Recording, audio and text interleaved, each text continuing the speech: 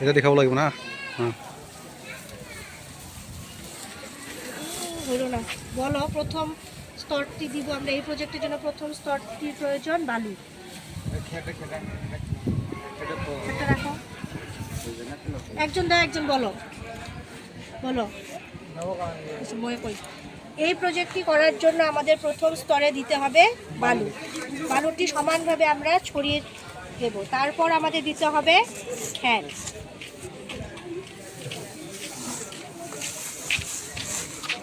এই খ্যারটিকেও আমাদের সমানভাবে বিছিয়ে দিতে হবে।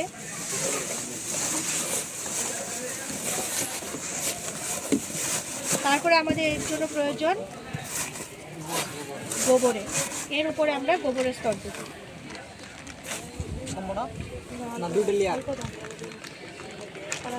লাঠি আর একটা লাঠি আনবো তো।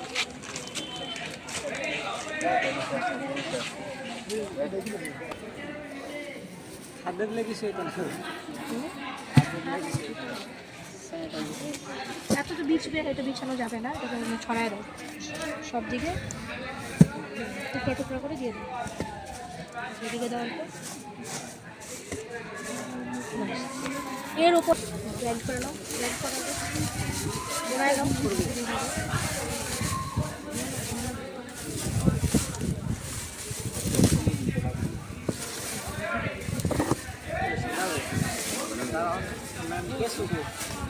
এর উপর আমাদের দিতে হবে কেঁচো, তার উপর দেওয়া হবে সবজির খোসা। বাড়িতে বা আমাদের স্কুলে যেই সব জৈব নোংরা বের হয় সেই সব আমরা এর উপরে বিছিয়ে দেবো।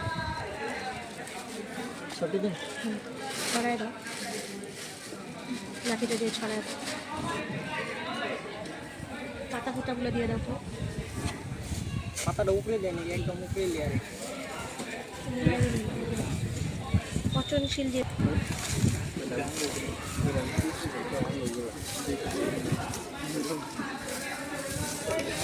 এরপর এতে কেঁচো ছেড়ে দেওয়ার পরে আমরা এইসব এদিকে ঢেকে রাখবো। আর রোজকার যা আবর্জনা এই স্তরেই আমরা ঢালতে থাকবো এবং কিছুদিন পরে দেখা যাবে এই আবর্জনাগুলিকে কেঁচোরা খেয়ে মাটিতে রূপান্তরিত করছে। সেই মাটিটাই হবে আমাদের জৈব সার, যা আমরা আমাদের স্কুলের বাগান বা কিছু উদ্ভিদ যদি আমরা লাগাতে চাই সেখানে জৈব সার হিসাবে আমরা ব্যবহার করতে পারি।